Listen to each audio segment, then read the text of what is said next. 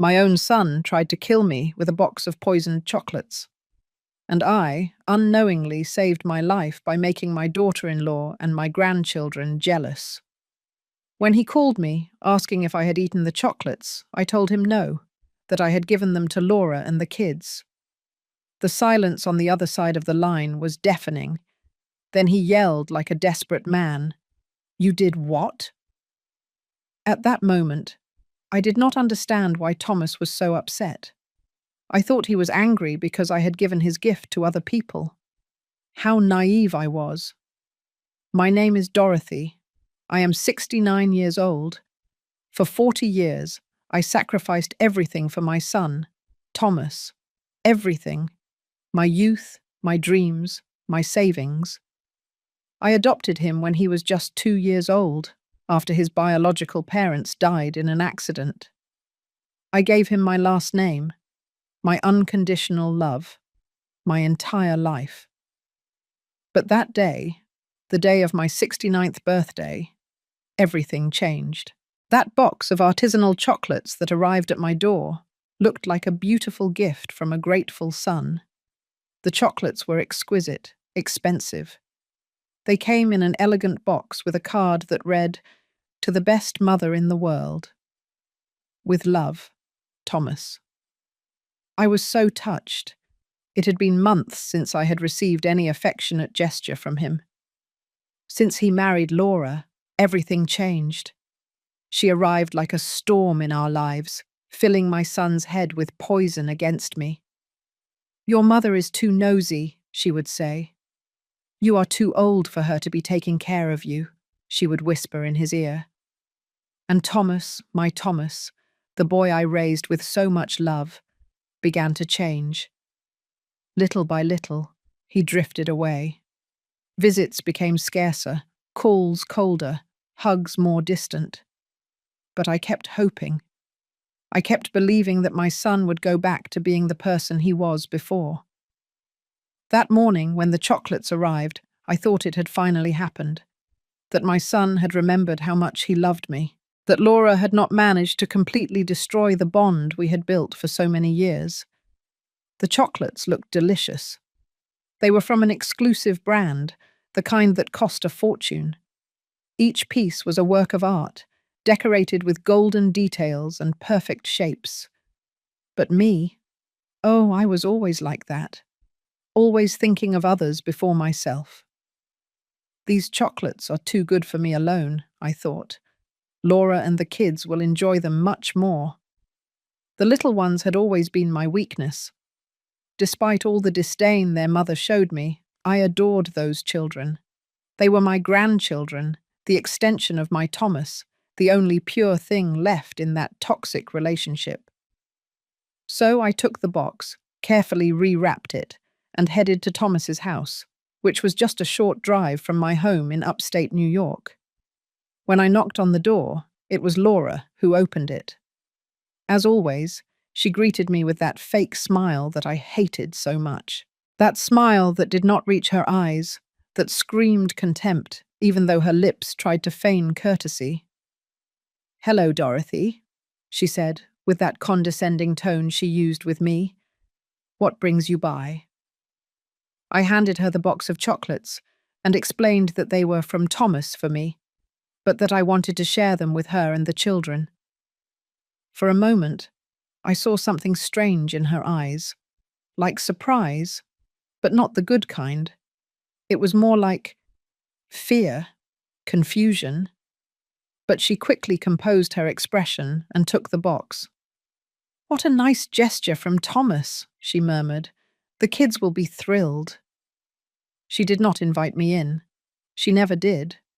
She always found an excuse to keep me at the door, as if I were a traveling salesperson and not the grandmother of her children. That time she said the children were sleeping, that it had been a long day, that perhaps another day would be better. I went home with a slightly sad heart, but also with a certain satisfaction. I had done something good. I had shared the joy of my son's gift with his family. That night, I went to bed thinking that maybe, just maybe, that gesture would help smooth things over between Laura and me. The next day, the phone rang early. It was Thomas. His voice sounded strange, tense. "Mum," he said to me, "how were the chocolates?" The question took me by surprise.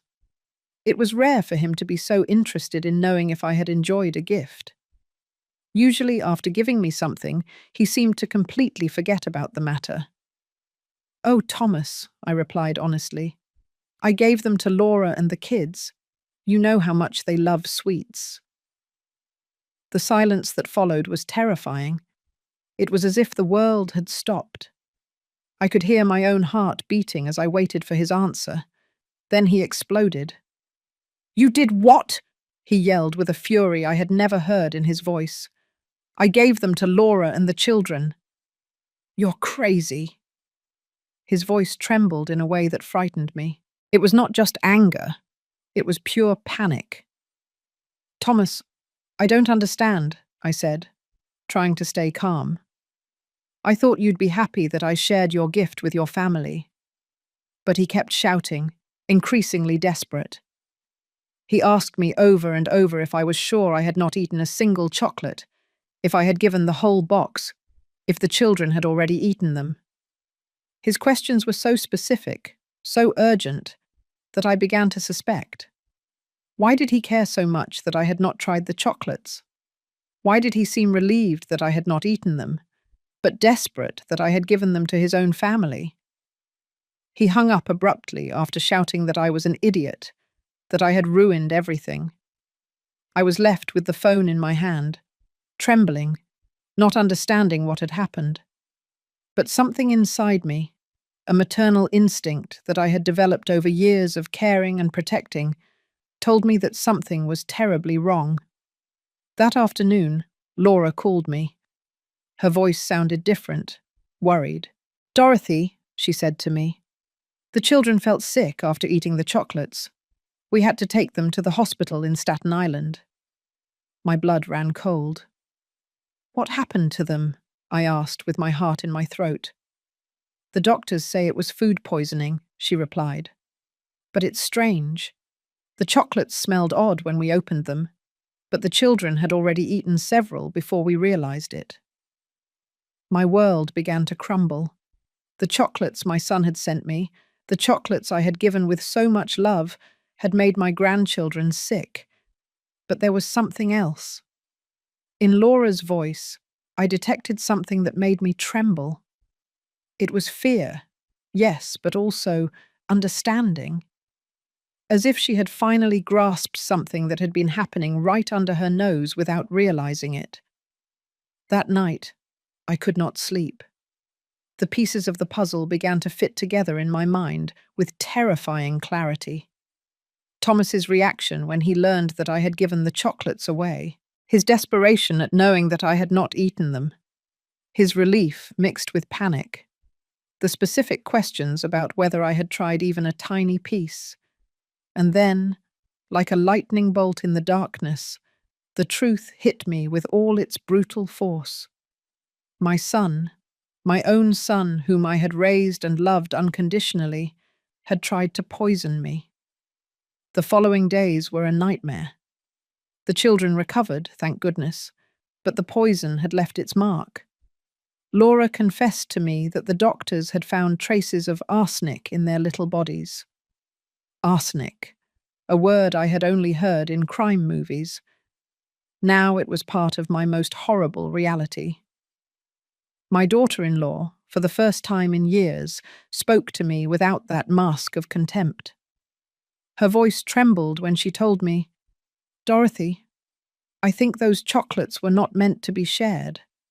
I think they were specifically for you."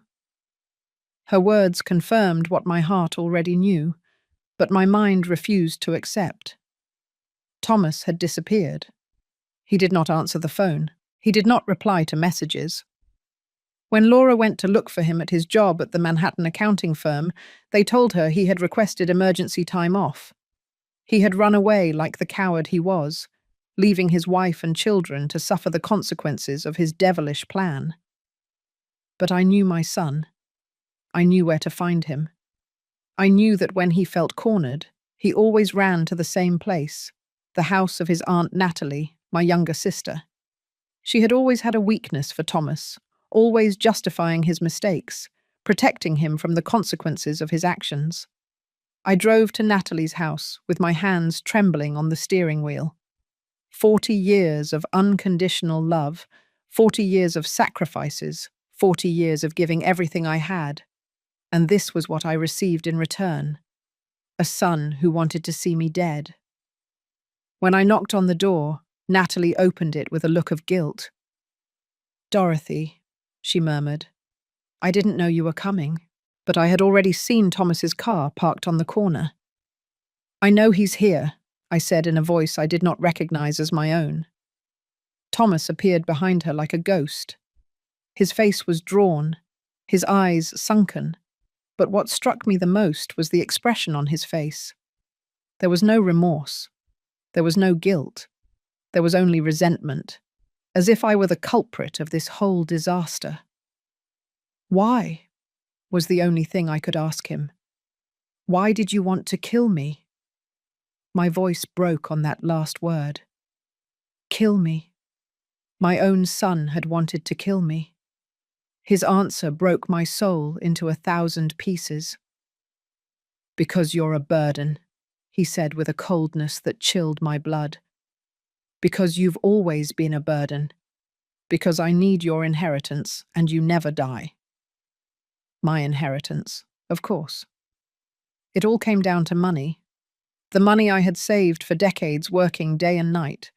The money I had saved living like a pauper to secure a future for him.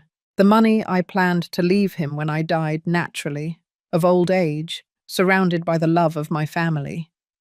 "But I didn't know you had so much money," he continued with that poisonous voice. "Until I saw the bank documents when you got sick last year. $200,000, Mum. 200,000 that I need now, not when you're 90 years old. $200,000 that I had earned with blood, sweat, and tears. $200,000 that represented 40 years of work, deprivations, of sleepless nights working double shifts to give him the best education, the best clothes, the best opportunities. Besides," he added, as if it were the most natural thing in the world, "you're old. What else are you going to do with your life? Why do you need so much money at your age?" His words were daggers in my heart. Every syllable was a deeper betrayal than the last. Natalie tried to intervene. "Thomas, don't talk like that," she murmured, but he silenced her with a look. "Aunt, you know I'm right. She's already lived her life. I have a family to support, children to educate, a future ahead of me." "A future built on my corpse," I replied with a bitterness I did not know I had inside. "A future bought with my death." He looked at me with contempt, as if I were the crazy one, as if I were the villain in this twisted story. "Don't be dramatic," he told me. It was going to be quick.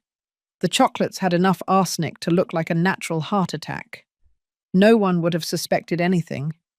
You would have died peacefully, sleeping, and I would have inherited what was going to be mine anyway. His words revealed the depth of his betrayal.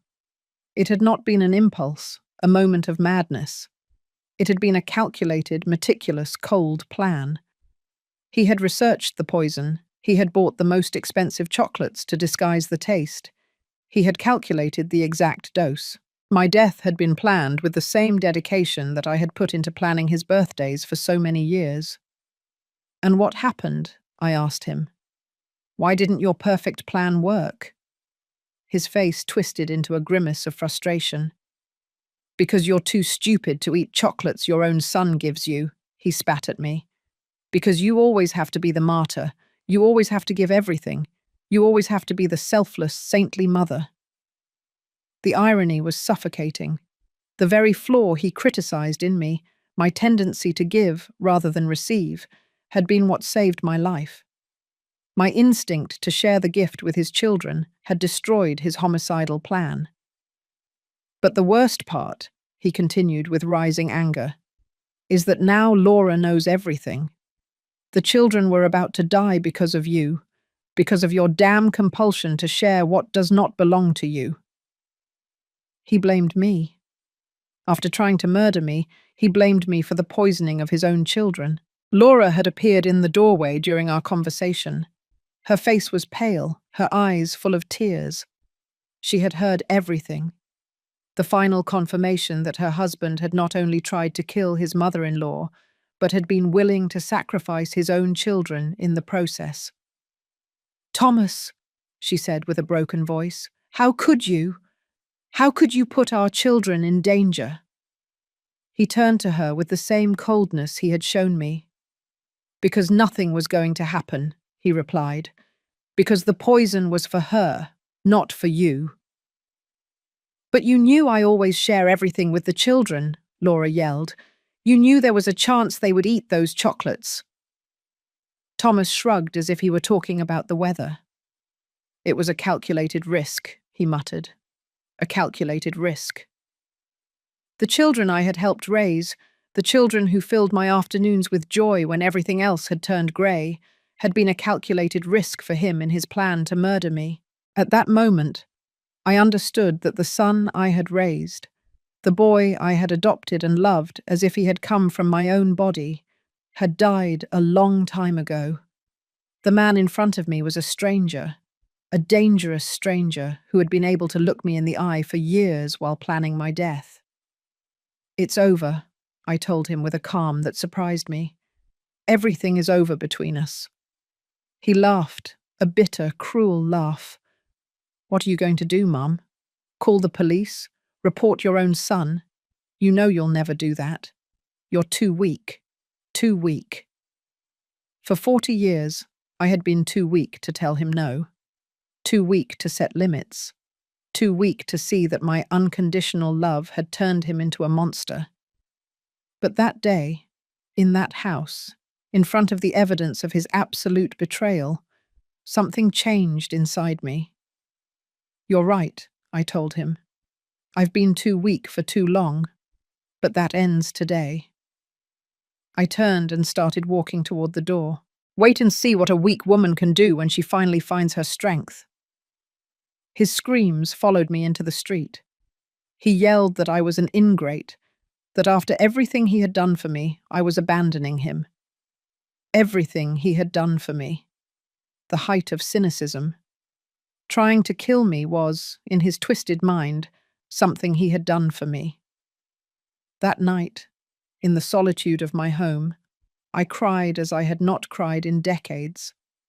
I cried for the son I had lost, for the wasted years, for the betrayed love. But above all, I cried for the woman I had been, naive, permissive, blind to the evil that was growing before my eyes. When the tears stopped, I made a decision. Thomas was right about one thing. I was too weak. But that weak woman was dying that night. Tomorrow, a new Dorothy would be born. A Dorothy who had learned that love without limits is not a virtue. It is complicity. A Dorothy who had discovered that sometimes, to protect yourself, you have to become what your enemies least expect. My phone rang. It was Stanley, my lawyer, an old family friend. "Dorothy," he told me. "Laura called me. She told me everything. Are you all right?" For the first time in days, I smiled. "I'm perfect, Stanley, and I have work for you." The transformation was not immediate, but it was total. Over the next few weeks, while Thomas believed he had emotionally destroyed me, I was building the foundations of my revenge. The first step was to move. I could not continue living in that house where I had raised a viper, where every corner reminded me of my naivety. Stanley helped me find an apartment in the most exclusive area of the city, Upper East Side. A penthouse with a panoramic view, which cost more in 1 month than Thomas earned in 3. When I signed the lease, I saw the surprise in the eyes of the real estate agent. A 69-year-old woman, modestly dressed, paying cash for a luxury apartment. "It's for my retirement," I told her with a smile. I decided it was time to give myself some treats. Retirement. What a liberating word. I was retiring from being a mother. I was retiring from being the victim. I was retiring from being the woman who gave everything and asked for nothing in return. The apartment was spectacular. Marble floors, floor-to-ceiling windows, a kitchen that looked like it was out of a magazine. But what I liked most was the study, a quiet space where I could plan, where I could think, where I could become the strategist Thomas had never imagined I could be. Stanley was my first ally in this new life. For years, he had handled my basic legal affairs, wills, insurance, minor procedures. But now I needed something more. I needed a legal warrior who would help me systematically dismantle the life of the man who had tried to murder me. Dorothy, he told me in our first serious meeting, this is going to be brutal. Thomas is not going to give up easily. He's going to fight. He's going to lie. He's going to try to manipulate the situation in his favor. I leaned back in his office's leather chair and looked him in the eye. Stanley, he underestimated me for 40 years. Now it's my turn to surprise him. The first thing we did was secure my money. Thomas knew about the main account, but he did not know about the other three. He did not know about the certificates of deposit that I had been religiously renewing every year. He did not know about the stocks I had bought with the extra money from my weekend jobs. He did not know that his stupid mother had built a modest but solid financial empire. In total, Stanley told me after reviewing all the documents, we are talking about almost $400,000, not $200,000 as he believes. $400,000. 40 years of sacrifice turned into economic power. 40 years of living like a poor woman to die like a queen. But money was only a tool. The real weapon was information. Stanley hired a private investigator, a former police officer named Robert, who specialized in family cases. What we discovered in the following weeks left me speechless. Thomas had not only planned my death for the inheritance, he had debts that I was unaware of. Gambling debts, debts with loan sharks, debts that had turned my death into an urgent necessity for him. My son was not just a frustrated murderer. He was a bankrupt gambler who had bet his family's future at my expense. Here is the evidence, Robert said, handing me a folder full of photographs, documents, bank records. Your son owes more than $50,000 to very dangerous people, people who do not accept excuses. The photographs showed him in Atlantic City casinos, in clandestine betting houses in Queens, in nighttime meetings with threatening-looking men. He had mortgaged the house where he lived with Laura without telling her anything. He had pawned his wife's car. He had emptied the children's savings accounts to pay interest. My son was not only a murderer, he was a thief who had stolen his own family's future. Laura doesn't know anything about this, Robert continued.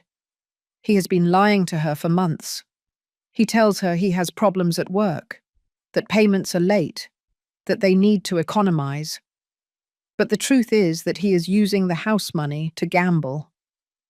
The information was devastating, but it was also perfect. Thomas had built his own prison with his lies and addictions. I just had to push the bars so that everything would collapse. Meanwhile, he thought he had defeated me. 3 weeks had passed since our confrontation at Natalie's house, and I had given no sign of life. I had not called him. I had not shown up at his house. I had not made any drama. In his narcissistic mind, this confirmed his theory. I was too weak to face him. But I was working. Every day, from my new apartment, I coordinated the next moves with Stanley. Every night, I reviewed Robert's reports, learning more about the monster my son had become. Every dawn, I planned the next step of my meticulous revenge. The first phase was psychological. I needed Thomas to feel like he was in control, that he had won. I needed him to become complacent, to lower his guard. That's why I had not given any sign of life. That's why I had let him believe that I was hiding in some corner, crying and feeling defeated. Stanley had explained the legal process to me. We have evidence of the attempted poisoning, he told me, the children's medical analysis, Laura's testimony, the recordings you made of his confessions. Yes, I had recorded our entire conversation at Natalie's house. A small device Robert had given me, hidden in my purse. But, Stanley continued, a criminal process is going to be long and complicated. There will be media coverage. There will be public scandal. Are you prepared for that? I was more than prepared. After 40 years in the shadows, I was ready to come out into the light and show the world who Thomas really was. Besides, he added with a smile, we have evidence of fraud, embezzlement, and financial manipulation. We can destroy him economically before the criminal process even begins. Economically?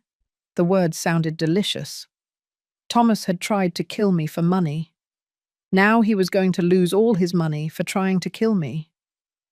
During those weeks of silence, I also worked on myself. I hired Yolanda, a personal stylist who completely transformed my image.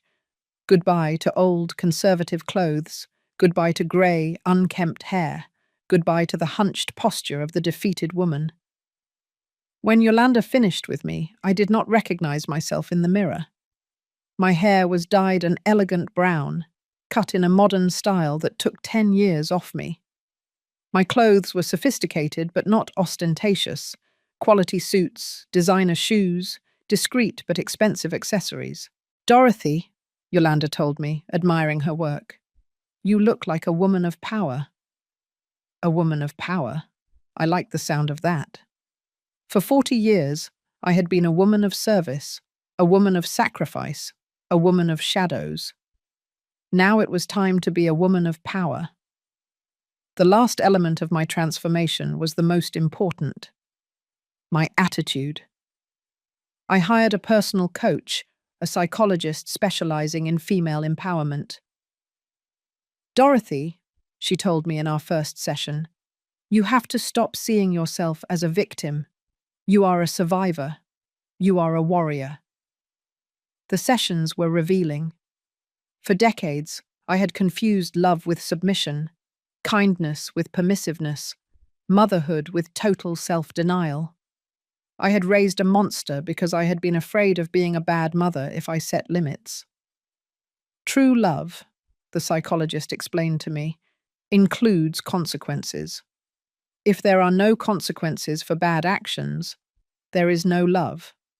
There is complicity. Complicity. For 40 years, I had been an accomplice in my son's transformation into a sociopath. But no more. The new Dorothy was not an accomplice to anyone. The new Dorothy was a force of nature that was about to unleash upon Thomas's world like a devastating hurricane. One night, exactly 1 month after our confrontation, I decided it was time to make my first public appearance. I carefully chose the location, the most exclusive art gallery in the city, where a private collection of contemporary paintings was being exhibited. I dressed in a black designer suit, high heels that made me look taller and more imposing, and jewelry I had bought that very afternoon. When I arrived at the gallery in a luxury taxi, the society photographers turned to look at me. They did not recognize me, but they instinctively knew I was someone important. I walked through the gallery with a glass of champagne in my hand, admiring the artwork, conversing with collectors and critics. For the first time in decades, I felt in my element. Elegant, sophisticated, powerful. And then I saw him. Thomas was in the opposite corner of the gallery, accompanied by Laura. She looked tense, uncomfortable, clearly out of place in that luxurious environment. He was trying to impress some businessman, probably looking for new victims for his scams. Our eyes met across the room. I saw the shock on his face when he recognized me. The defeated woman he had left crying a month ago had been replaced by this sophisticated and mysterious version of his mother. I approached slowly, savoring every step. When I reached him, I smiled at him with a poisonous sweetness. "Hello, Thomas," I said to him in a voice that dripped power. "What a surprise to run into you here." His face had turned pale.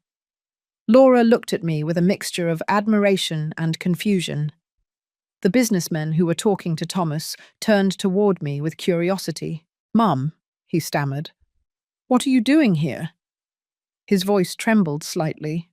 For the first time in his life, my presence intimidated him. "I'm enjoying my retirement," I replied, taking a sip of champagne. I decided it was time to treat myself. The word retirement echoed in the air like a veiled threat. The businessmen looked at us with interest. It was obvious there was family tension, but it was also obvious that I was not the victim they had imagined. "Retirement?" one of them asked politely. "What are you retiring from, ma'am?" "From being too generous," I replied without taking my eyes off Thomas. "Sometimes when you give too much, people get used to receiving. There comes a point where you have to stop giving and start collecting." "Collecting?" The word floated in the air like a promise of a storm. Thomas knew exactly what it meant.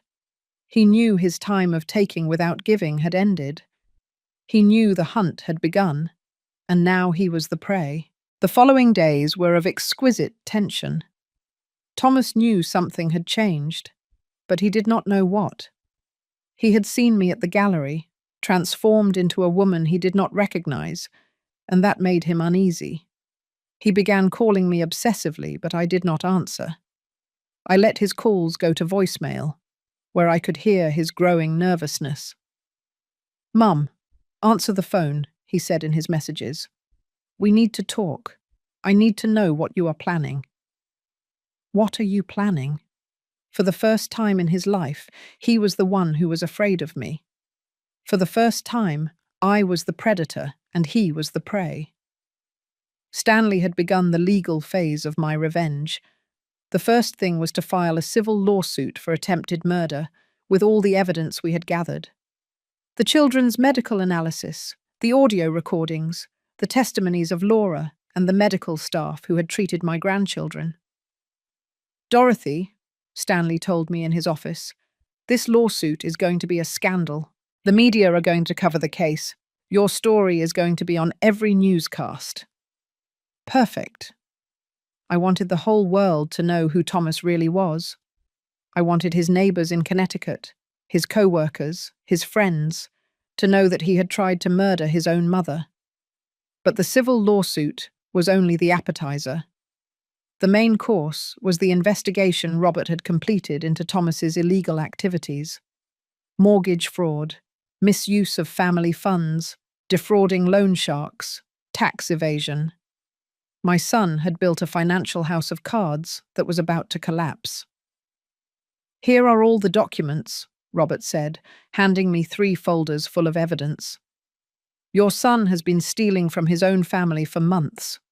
Laura can sue him for marital fraud and recover everything he stole." Marital fraud. The words sounded delicious. I decided it was time to have a conversation with Laura. Despite all our past problems, she was also a victim of Thomas. She had also been deceived, manipulated, stolen from, and most importantly, she was the mother of my grandchildren, the children who had been about to die because of their father. I invited her to lunch at the most elegant restaurant in the city. When she arrived, I saw the surprise in her eyes at seeing my new version. I was no longer the modest, resigned mother-in-law she had known for years. I was a woman of power who had decided to take control of her destiny. "Laura," I said to her after we ordered our turkey clubs, "we need to talk." She nodded nervously. She knew something big was coming. "I know everything about Thomas's debts. I know about the gambling, about the loan sharks, about the mortgage he put on your house without your knowledge." Her face fell apart. How do you know that? She murmured. Because I hired investigators, I replied calmly. Because I decided to stop being the victim and become the hunter. I handed her one of the folders Robert had prepared. Everything is there. Documents, photographs, bank records. Laura reviewed the papers with tears in her eyes. Each page was a deeper betrayal. Her husband had not only tried to murder his mother-in-law, but had been systematically stealing his family's future to feed his gambling addiction. Dorothy, she said to me with a broken voice, I didn't know any of this. He told me there were problems at work, that we needed to economize. I never imagined that he was… Her voice was lost in sobs. That he was destroying our lives. Laura, I said, taking her hand, you are not to blame for anything. Thomas deceived both of us, but now we have the opportunity to get justice. I explained my plan. She could file a lawsuit for marital fraud, recover the house, protect the children's future. I would help her with the legal expenses. But, I added firmly, I need you to testify against Thomas. I need you to tell the whole truth about the chocolates, about his confession, about everything you have seen. She did not hesitate for a second. Of course, she told me. It is the least I can do after everything that has happened. While we were eating our mashed potatoes, Thomas arrived at the restaurant. It was no coincidence. He had been following her, worried about this meeting between his wife and his mother. When he saw us together, sharing documents, his face transformed into a mask of panic. He approached our table with agitated steps. What are you doing? He asked in a tense voice. What are you talking about? His desperation was palpable. He knew his world of lies was collapsing. We are talking about you, I replied with a cold smile. We are talking about your debts, your lies, about how you have been stealing from your own family. Thomas looked at the documents on the table, and his face completely collapsed. Laura, he pleaded with his wife, don't listen to this crazy old woman. She's trying to manipulate you, to separate us. Crazy old woman. Even in that moment of total panic, he could not stop insulting me. He was incapable of showing respect or remorse. Thomas, Laura told him in a voice I had not heard before, a voice full of strength and determination. I know everything now. I know about the gambling, about the debts, about the mortgage. I know you have been lying for months. He tried to deny it, but she interrupted him. And I know you tried to kill your mother. She shouted the last words, attracting the attention of the entire restaurant. The diners turned toward us, murmuring among themselves. Thomas realized he was being watched and lowered his voice, but his desperation was increasingly evident. Laura, please, he whispered to her. We can fix this. We can work it out together. You don't need to listen to this woman. She has always tried to separate us, always manipulating, always blaming others, never taking responsibility for her actions. No, Laura replied firmly. No more lies, no more manipulation. I am going to protect our children, and that means taking them away from you. She got up from the table, picked up her purse, and headed for the exit. My lawyers will be in touch with you. Thomas stood there, next to our table, trembling with rage and impotence. When Laura left, he turned to me with a fury that reminded me why I had decided to destroy him. This is your fault, he hissed through clenched teeth. You ruined my marriage. You destroyed my family. I didn't destroy anything, I replied with supernatural calm. I only brought the truth to light. Your marriage was ruined when you decided to become a liar and a thief. Your family was destroyed when you decided to try to murder your mother. I got up from the table and looked him directly in the eyes. And this is just beginning. His threats followed me into the street. "You're going to regret this," he yelled as I walked toward my taxi. "You're going to pay for destroying my life." Destroying his life. He had tried to destroy mine literally, and now he complained because I was defending myself. That night, Stanley called me with news. "Dorothy, the lawsuit is already in process. The media have started calling. They want interviews. They want your side of the story." It was exactly what I had expected. "Schedule the interviews," I told him. "It's time for the world to know the truth." The first interview was with the most watched news program in the city, Channel 5 News. I arrived at the studio impeccably dressed, with the confidence of a woman who had found her power. The journalist received me with curiosity and compassion. "Miss Dorothy," she said to me in front of the cameras, "tell us your story. How did you discover that your son had tried to poison you?" I told her everything. The chocolates, Thomas's reaction, the children's poisoning, his cold and calculated confession. I spoke calmly without dramatizing, letting the facts speak for themselves. "How does a mother feel when she discovers that her son wants to kill her?" the journalist asked me. "She feels free," I replied. "She feels free from an illusion she had maintained for 40 years. She feels free to stop protecting someone who never protected her." The interview went viral.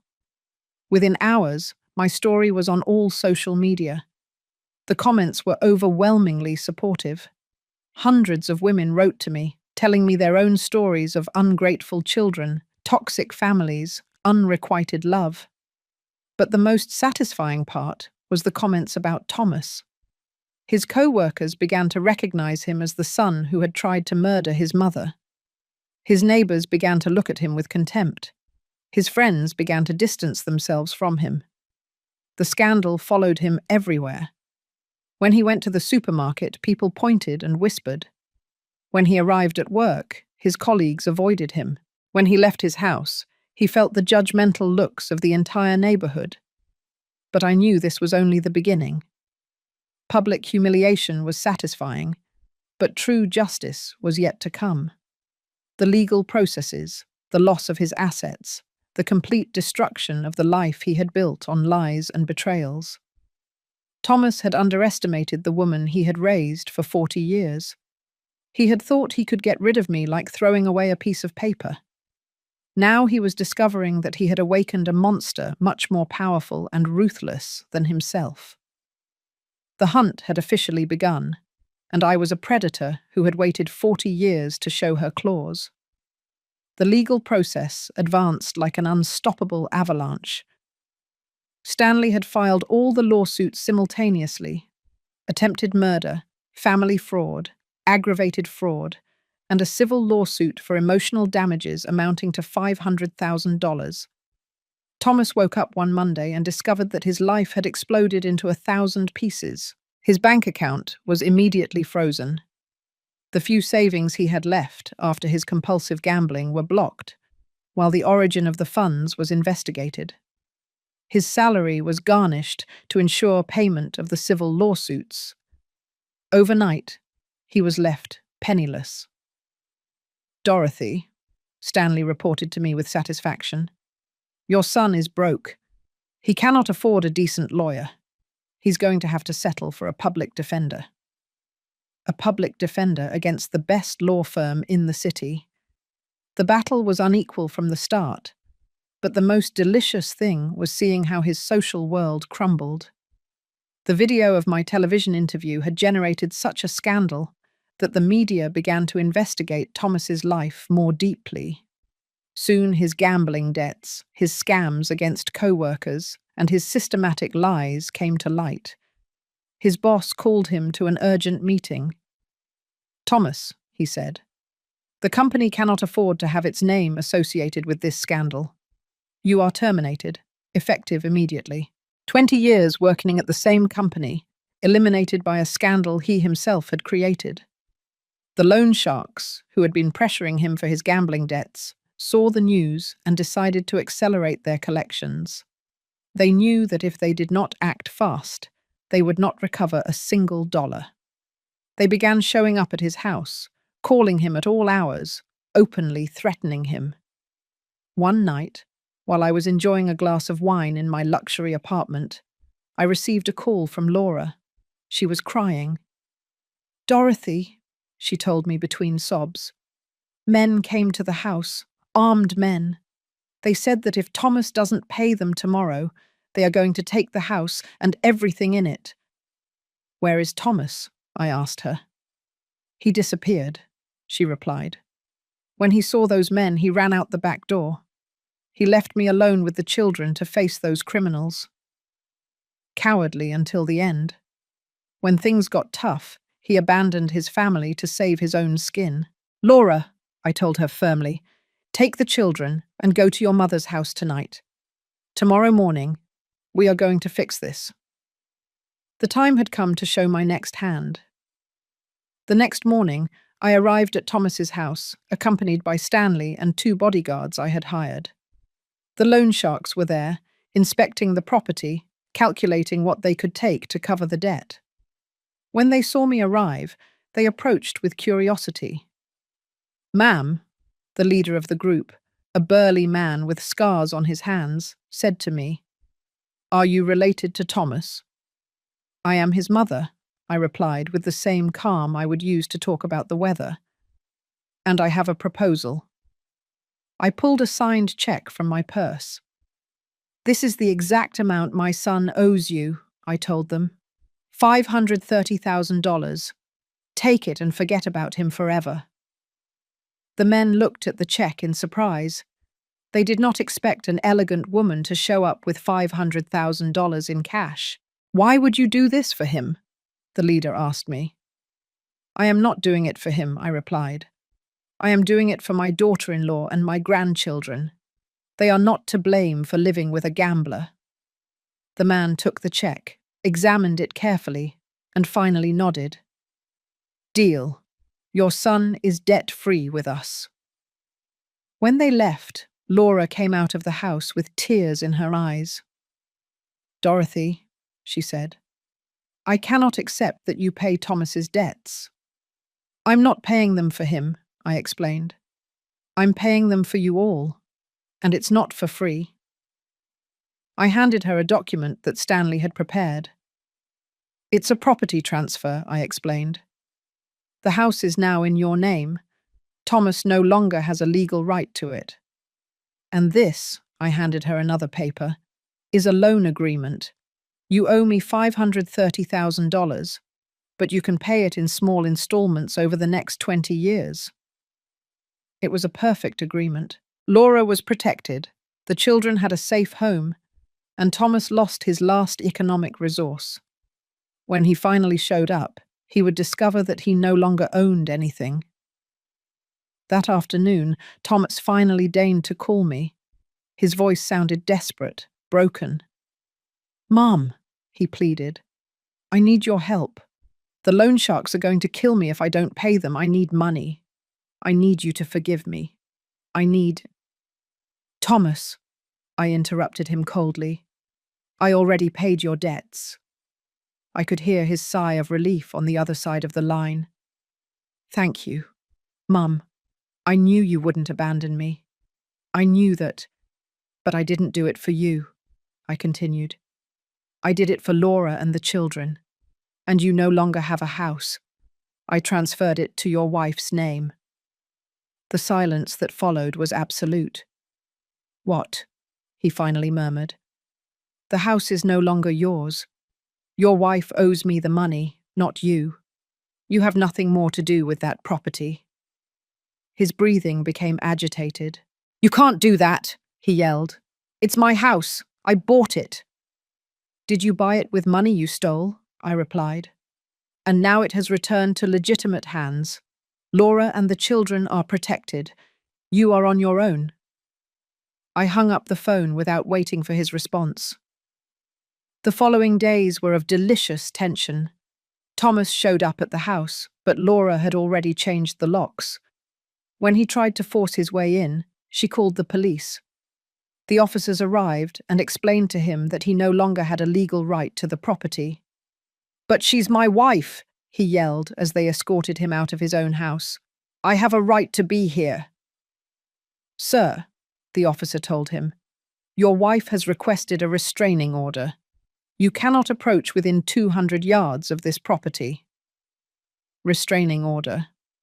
Laura had followed my advice to the letter. Now Thomas had not only lost his house, but legally could not go near his family. He was a complete pariah, rejected by society and abandoned by his own. Homeless, jobless, penniless, Thomas was forced to take refuge in cheap, run-down motels.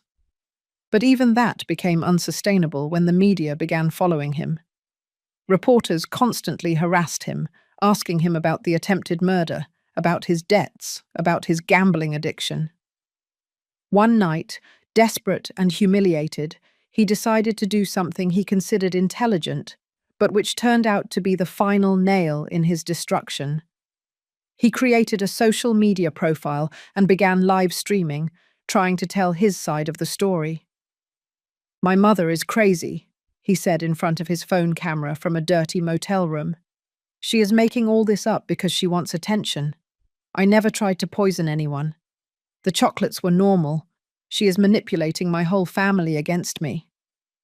But the internet does not forgive. Users began bombarding him with specific questions he could not answer. "Why was there arsenic in the chocolates?" they asked. "Why did your children get poisoned?" they insisted. "Where is the proof that your mother is lying?" His broadcast went viral, but not in the way he expected. It went viral as an example of pathological narcissism, as the live confession of a man who could not accept responsibility for his actions. The comments were brutal, ruthless, merciless. "This guy really thinks we're stupid," someone wrote. "His own wife is reporting him, and he says it's all a lie," added another. "Typical psychopath, always blaming others," commented a third. But what really sealed his fate was when someone asked him directly, "If you are innocent, why don't you sue your mother for defamation?" Thomas was speechless. He could not sue me because he knew I had all the evidence. He could not deny the attempted poisoning because the evidence was irrefutable. His silence at that question was interpreted by everyone as an admission of guilt. The broadcast ended abruptly when he began receiving death threats live. He had tried to manipulate public opinion and had achieved exactly the opposite. The next day, clips of his broadcast were on every newscast. Behavioral analysts dissected him as a case study of malignant narcissism. Psychologists explained on television how his inability to accept responsibility was typical of antisocial personalities. Thomas had achieved something that I could not have achieved even with the best public relations team. He had destroyed his own reputation so completely and publicly that there was no turning back. He had become the national villain, the symbol of filial ingratitude taken to the extreme. But for me, the most satisfying thing was not his public humiliation.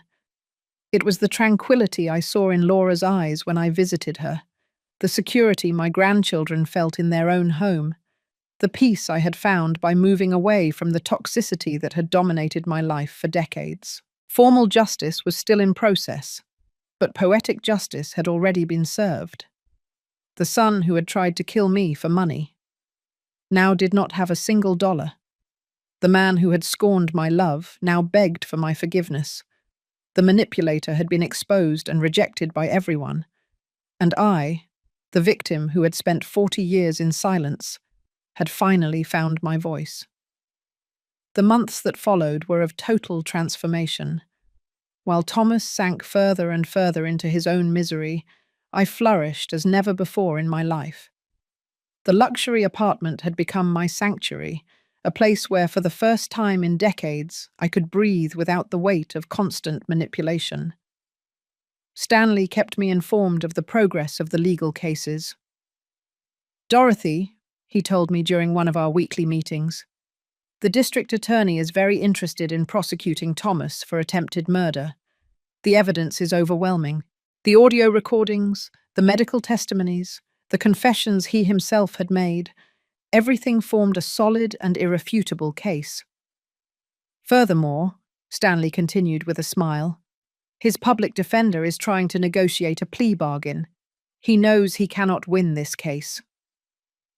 A plea of guilty would mean Thomas would have to publicly admit, in front of a judge, that he had tried to murder his own mother.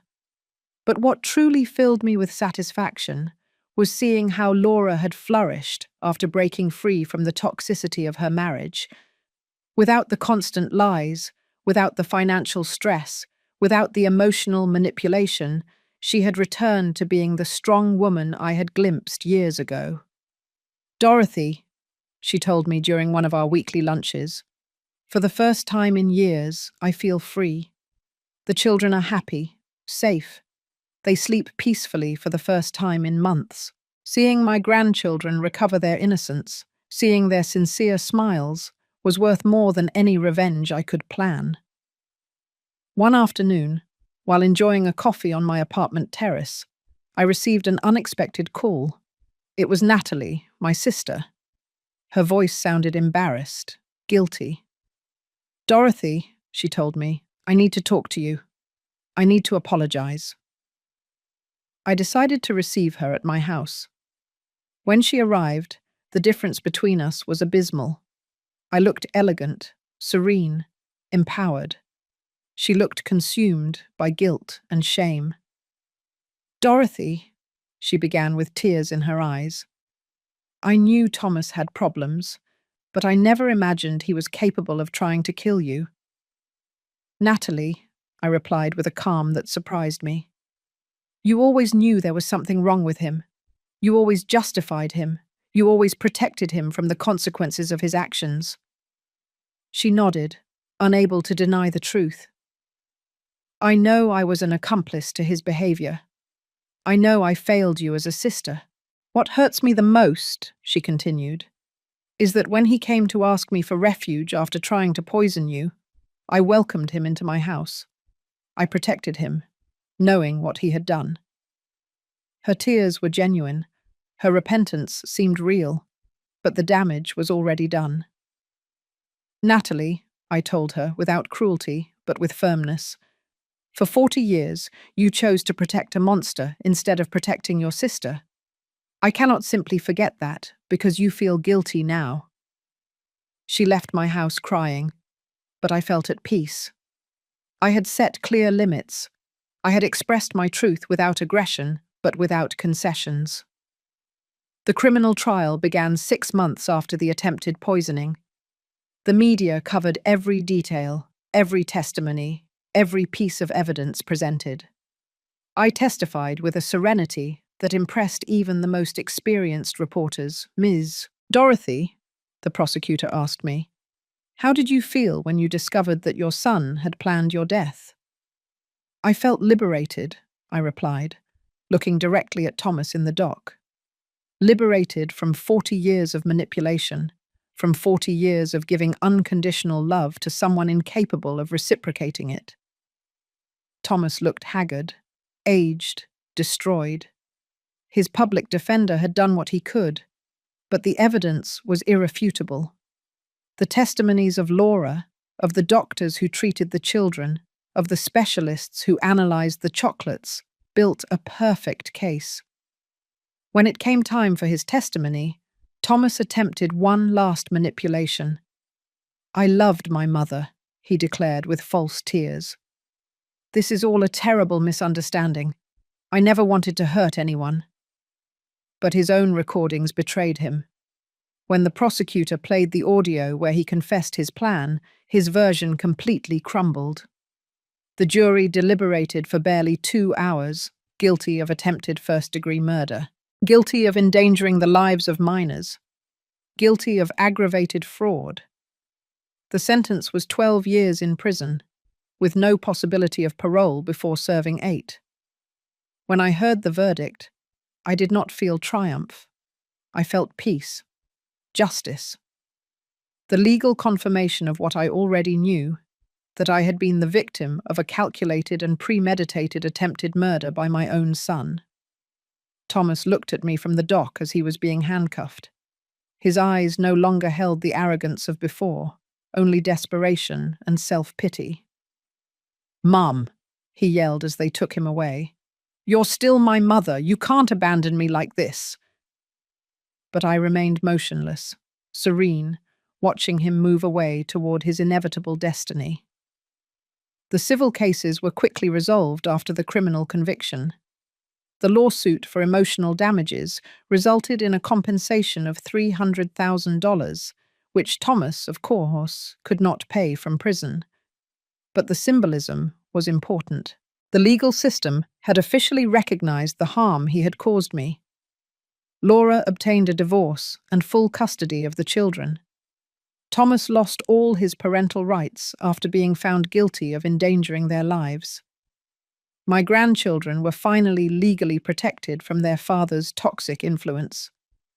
One afternoon, while organizing my new legal documents, I found a letter I had written but never sent years ago. It was a letter of thanks to Thomas for being the best son in the world. I read it and could not help but laugh bitterly. How blind I had been. How naive. How completely disconnected from reality. I decided to write a new letter, but this time for myself. "Dear Dorothy," I wrote, "for 40 years, you confused love with complicity. You confused kindness with permissiveness. You confused sacrifice with virtue. Today, I celebrate that you have finally learned the difference. On the day I turned 70, I hosted a small celebration in my apartment. I invited Laura and the children, Stanley and his wife, Yolanda my stylist, Robert the investigator. People who had helped me rebuild my life, who had supported me in my transformation. When I blew out the candles on my cake, I made a silent wish that no woman would have to wait until her 70s to find her strength, to set limits, to defend herself from those who abused her love. That night, alone in my apartment, I reflected on the journey I had undertaken, from silent victim to empowered woman, from selfless mother to a person who valued herself, from a woman who gave everything without receiving anything to a woman who had learned that self-love is not selfishness, it is survival. Thomas had wanted to kill me to steal my money, but he had achieved something completely opposite. He had awakened a woman I did not know existed within me. A woman strong, intelligent, capable of fighting for what belonged to her. Formal justice had been served, but the real victory was personal. I had recovered my dignity, my autonomy, my right to live without fear or manipulation. 2 years after the sentencing, my life had found a balance I never thought possible. The emotional wounds had healed, not with forgetting, but with wisdom. I had learned that healing does not mean forgetting, but integrating the pain into a new, stronger version of yourself. My daily routine was a testament to my newfound freedom. I woke up without the weight of the anxiety I had carried for decades. I had scrambled eggs and bacon for breakfast while reading the financial news, because I had decided to learn to manage my investments personally. Stanley had introduced me to Oscar, an ethical financial consultant who taught me that money could be a tool for empowerment, not just for survival. "Dorothy," Oscar told me during one of our sessions, "you have enough capital to live comfortably for the rest of your life and leave a considerable inheritance." Inheritance, the word that had motivated the attempted murder, now had a completely different meaning for me. I had decided to create a trust for my grandchildren, administered by Laura until they turned 25. I also established a foundation to help older women victims of family abuse. My traumatic experience had turned into social purpose. The children visited my apartment every weekend. Seeing their little faces light up when they arrived was the most powerful medicine for any residual sadness. Grandma Dorothy, little Anne would say to me. Why doesn't Dad live with us anymore? These were difficult questions that Laura and I had learned to answer with age-appropriate honesty. Dad made choices that hurt a lot of people, Laura would explain. Sometimes, when someone hurts others, they have to go to a special place to learn how to behave better. The children accepted these explanations with the natural resilience of childhood, but I knew they would eventually need more details. One afternoon, while playing with my grandchildren in the Central Park near my apartment, I saw an older woman sitting alone on a bench. She looked sad, lost, with that expression that I knew too well. I approached and started a conversation. "I'm Yolanda," she told me. Not Yolanda the stylist, but another woman who coincidentally had the same name. "I live with my son and his wife, but I feel invisible. They treat me like a burden." Her story resonated deeply with me. It was like seeing my past reflected in another person. I told her my experience, without dramatic details, but with the honesty of someone who had traveled through the same darkness. "Yolanda," I told her, "you do not have to accept being treated as a burden. You have rights, you have value, you have options." That conversation became the germ of something bigger. I began organizing weekly meetings in my apartment for older women facing similar situations. We called it the Circle of Strength. Every Thursday afternoon, my living room filled with stories of survival, mutual support, of women rediscovering themselves. Stanley helped me formalize the foundation. The Dorothy Foundation for the Dignity of the Older Woman, it was finally called. Our first project was a temporary shelter for elderly women victims of family abuse. The second was a free legal assistance program. The media began calling me to talk about the issue of elder abuse. My story had resonated so much that I became, without seeking it, a voice for other victims. Family abuse doesn't always leave visible bruises, I would say in interviews. Sometimes the abuse is emotional, financial, psychological. One morning, exactly 3 years after the attempted poisoning, I received a letter from prison. It was from Thomas. My first impulse was to throw it away unread, but curiosity won out. I opened it with trembling hands. "Dear Mum," it began, "I know I don't deserve your forgiveness, but I need you to know that I have been reflecting on what I did." The letter continued with what seemed like genuine apologies, expressions of remorse, promises of change, but there was something in the tone that felt familiar. Subtle manipulation, the attempt to elicit pity. "I've been going to psychological therapy," he wrote. "The psychologist says I have deep issues that come from my early abandonment, from the death of my biological parents." Even from prison, he continued to blame others for his decisions. He was still incapable of assuming full responsibility. "Please, Mum," the letter ended. "Give me a chance to repair the damage I caused. Agree to visit me. I need to see you. I need your forgiveness to be able to heal. I need.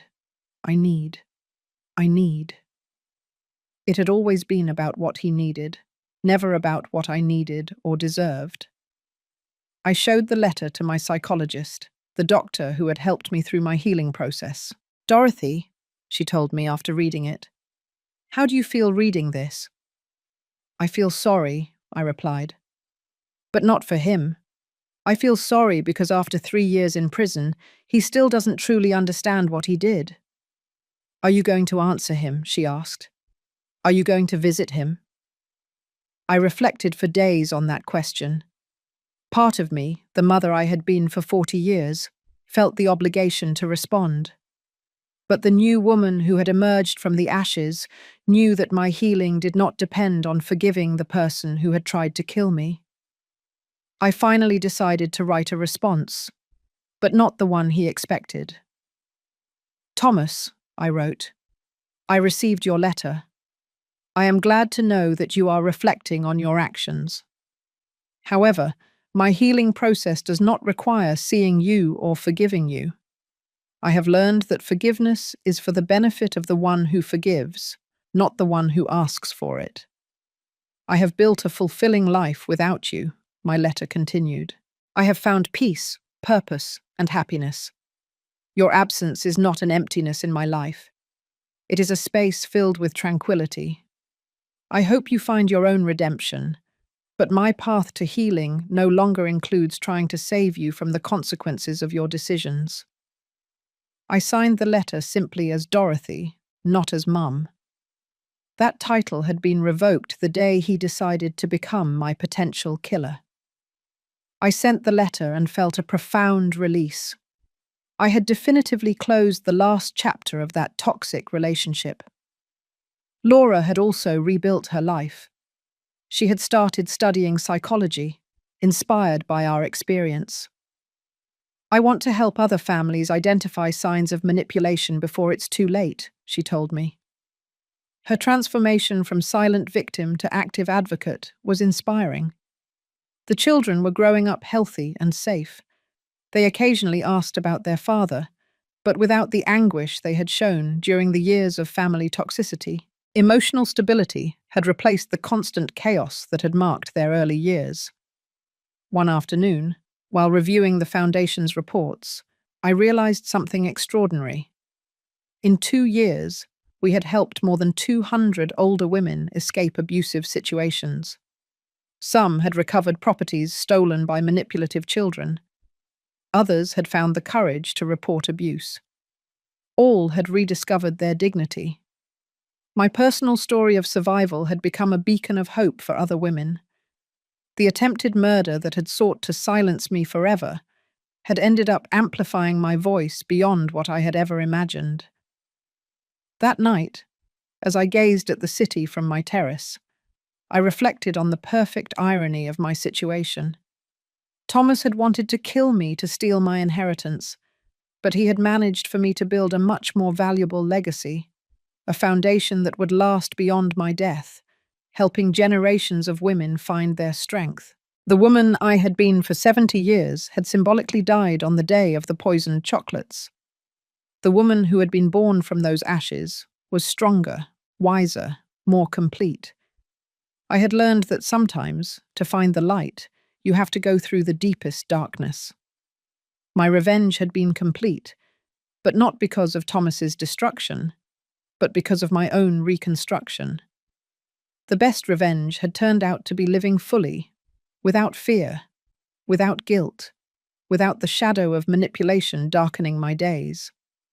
5 years after the sentencing, my life had reached a fullness I never thought possible. The Foundation had grown exponentially, with offices in 3 states and a team of 20 dedicated professionals. We had helped more than 500 women regain their dignity and autonomy. One morning, Stanley called me with unexpected news. "Dorothy," he told me with a grave voice, "Thomas is applying for parole. He has served 5 years of his sentence, and his lawyer argues good behavior." My heart momentarily sped up, but the anxiety lasted only seconds. I was no longer the vulnerable woman I had been. "What does that mean for us?" I asked calmly. "It means there will be a hearing," Stanley explained. "The judge will review his case. He will hear testimonies for and against his release. You have the right to testify." I decided it was time to face Thomas one last time, but from a position of absolute power. For 5 years, I had built a new identity, a new life, a new purpose. He had remained stagnant in a cell, paying for his crimes. The hearing was scheduled for a Tuesday morning. I arrived at the courthouse accompanied by Laura, who was now a licensed psychologist and the associate director of my foundation. We dressed professionally, projecting the image of the successful women we had managed to become. When Thomas entered the room, his appearance struck me. 5 years of prison had transformed him into a prematurely aged man. His hair was completely grey, his face marked by deep wrinkles, his posture hunched by defeat.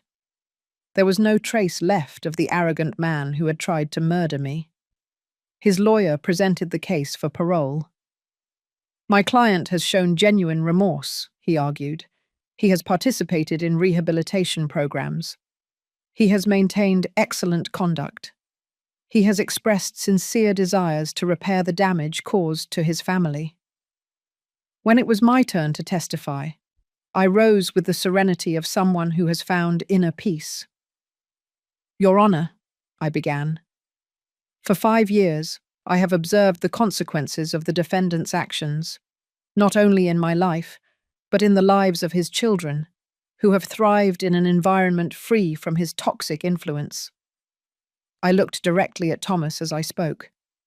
"I have built a foundation that has helped 500 women victims of family abuse. Every one of those stories reminds me why it is important for actions to have real and lasting consequences." "Mr. Thomas not only attempted to murder me," I continued firmly. "He endangered the lives of his own children. He stole from his family. He lied systematically for years. His early release would send a dangerous message that repentance after being caught can erase the severity of trying to murder your own mother." The judge listened intently, taking notes. When Thomas had the opportunity to speak, he addressed me directly. "Mum," he said with a broken voice, "I know I don't deserve your forgiveness, but I have changed. I have understood the damage I caused. I have spent 5 years reflecting on my mistakes." His words sounded rehearsed, calculated to generate compassion, but they no longer had power over me. "Thomas," I replied calmly, "you lost the right to call me mother the day you decided to become my potential killer. 5 years in prison do not erase 40 years of manipulation or the trauma of discovering that your own son wanted to see you dead." Laura's testimony was devastating for his chances. As a professional psychologist, she explained to the judge the patterns of narcissistic and manipulative behavior she had observed for years. "The children have prospered without their father's presence," she declared. "They have developed emotional stability, security, confidence. His release would represent a setback in their psychological development."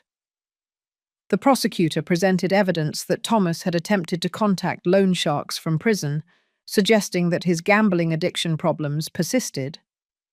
He had also received money from unidentified sources in his commissary account, suggesting continuous links to questionable activities. After 2 hours of deliberation, the judge announced his decision. "Parole request denied," he declared. "The defendant will serve his full sentence.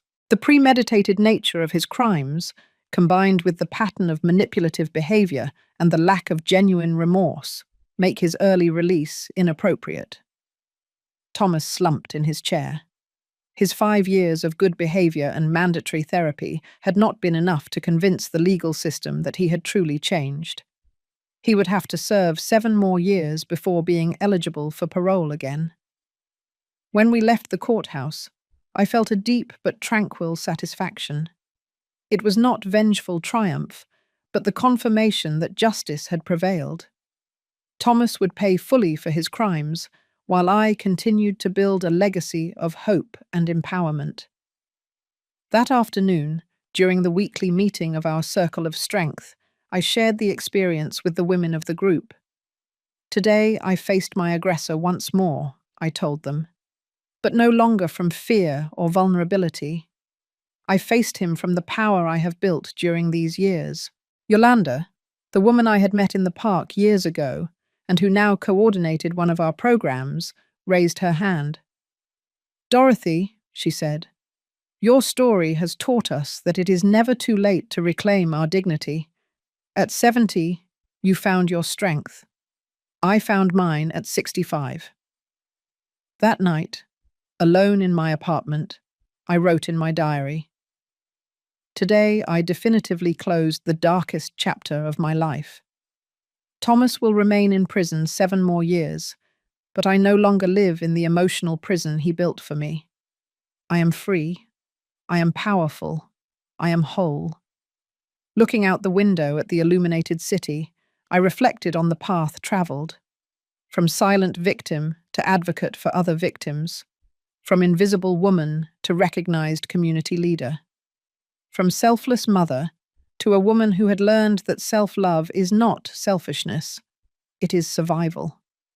The transformation had been painful, but necessary. Like a butterfly that must destroy its cocoon to fly, I had to destroy the permissive version of myself to become the strong woman I always had the potential to be.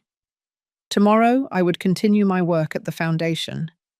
I would continue helping other women find their voice. I would continue building a legacy that transcended personal revenge.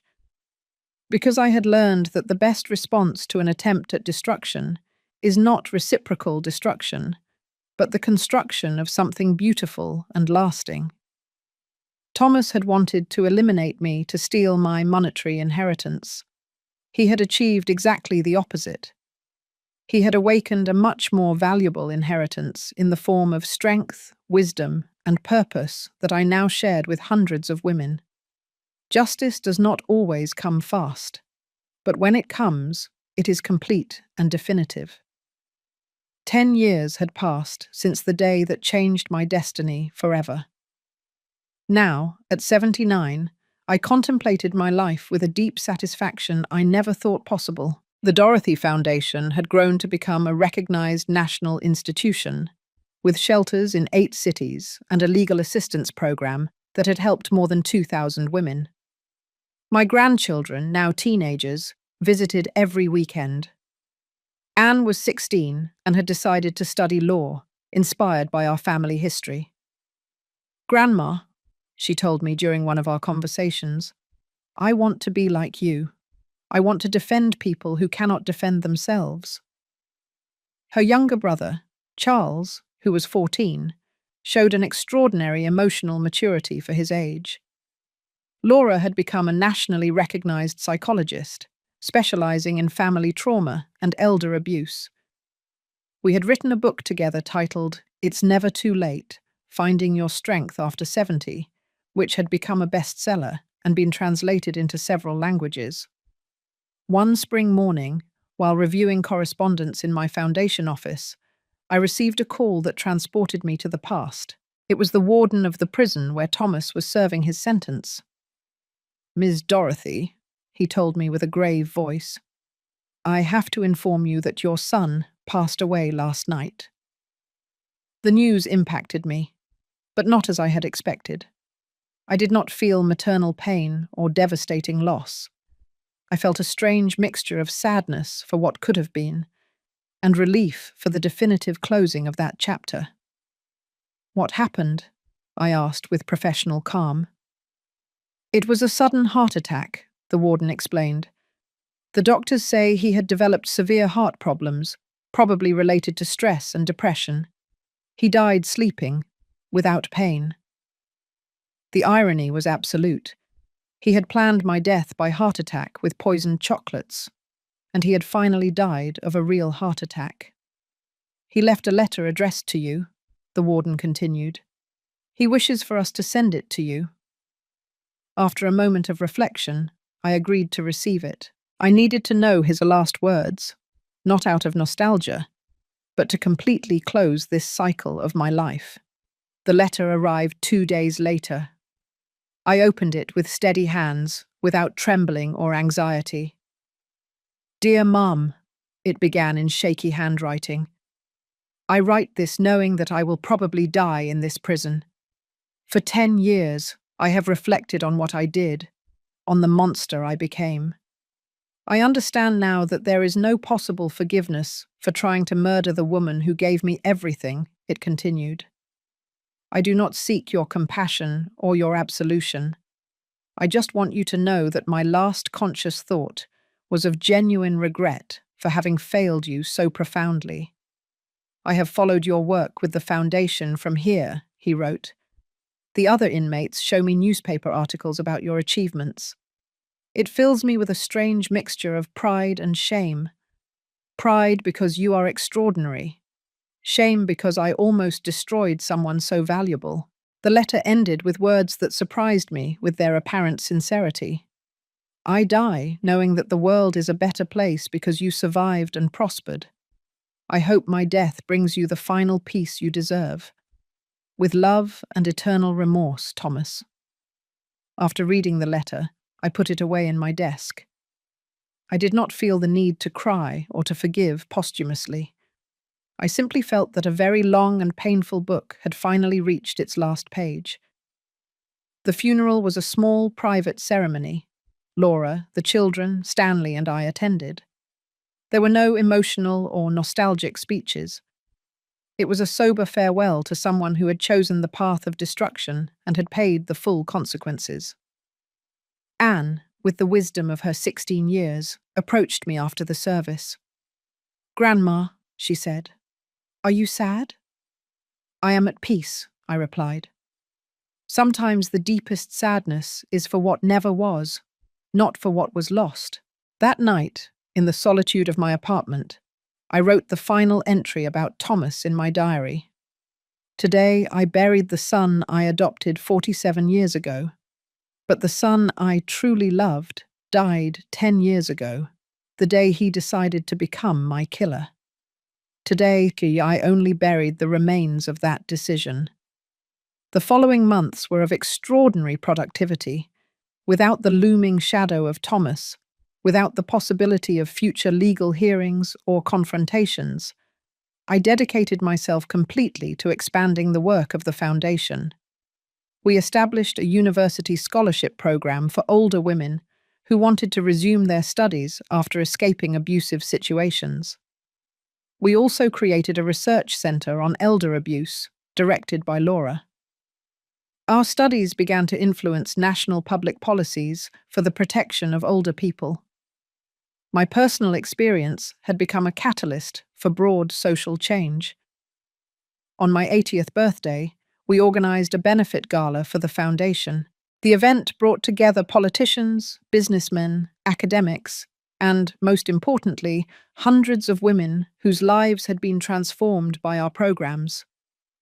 During my speech that night, I reflected on the central lesson of my experience. I have learned that kindness without limits is not virtue, it is self-neglect. I have learned that unconditional love must include self-love. I have learned that sometimes, to save yourself, you have to be willing to disappoint those who expect you to sacrifice yourself endlessly. My story began as a tragedy, I continued, the attempted murder by my own son. But it turned into a story of rebirth, of discovery, of purpose. Because I chose not to remain in the role of the victim, but to transform my pain into power to help others. When I finished my speech, the 2,000 people present stood up in an ovation that lasted 5 minutes. But what moved me the most were the tears in the eyes of Anne and Charles, my grandchildren, who looked at me with an admiration that had been earned through example and resilience. That night, back home, I sat on my terrace to contemplate the city.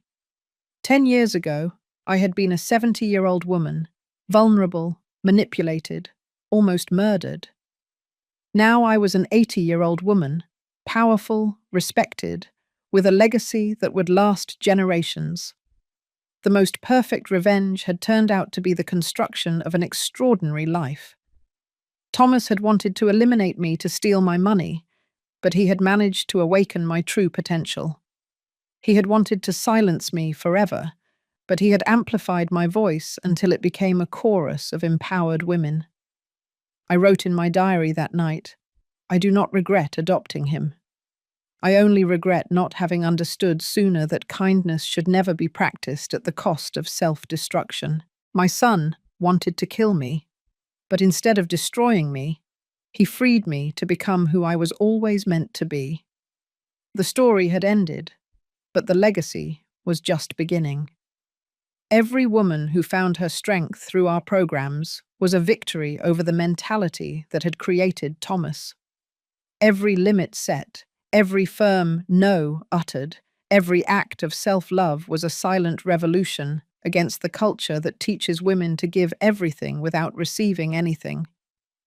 It had taken me 70 years to find my power, but I had used every day of the last 10 to ensure that other women would not have to wait so long. That was my true inheritance. Not money, but wisdom. Not property, but purpose. Not revenge, but victory through transformation. The circle had closed perfectly, and I was at peace.